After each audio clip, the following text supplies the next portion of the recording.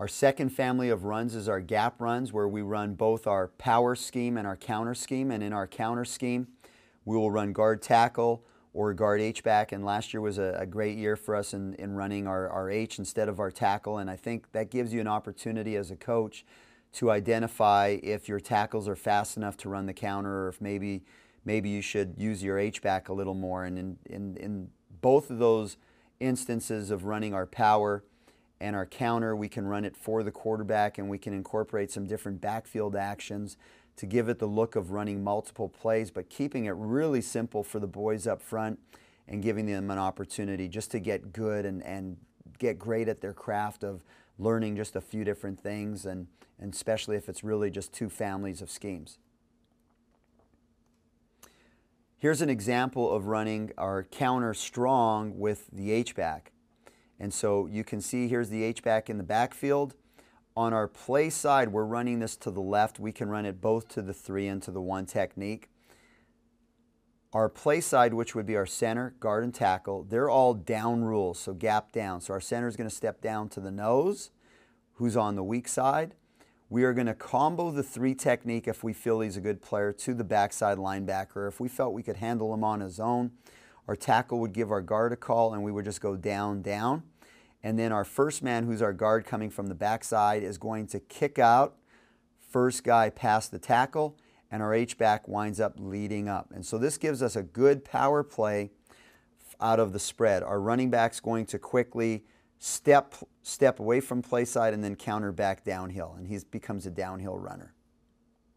We can also run it to the weak side, where the rules remain the same. So our center, guard, and tackle on the play side are all down, down, down. Our center will chip the nose and work down to the 3 technique on the backside.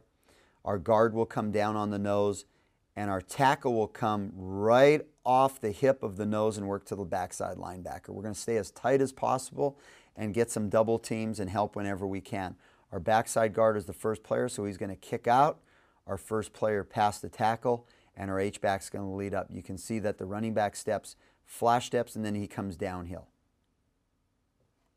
Here's some game cuts of our counter, and you can see in this we are in 10 personnel, and we actually have our tight end to the side that we are running it to. So our tight end, or our H-back, is responsible for the play side linebacker, and you'll see him, he's going to come off of his block and he's going to go to the play side linebacker.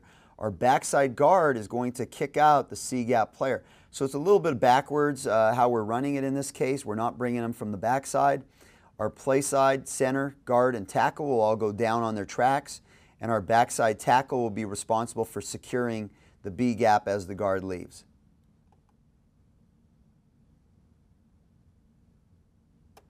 Okay, there's our guard. He's probably coming a little too deep. We really want him to be flat as much as possible, because he's got to work to that inside shoulder and make sure he has leverage.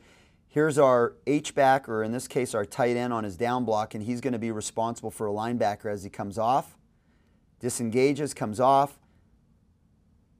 Okay, positive yards. We would have liked a better block on the corner on that, but we get a pretty good set of blocks at the line of scrimmage, and everybody staying true to the rules. Take a look at the running back flash fake, and we come downhill, and again, get yardage, getting the first down.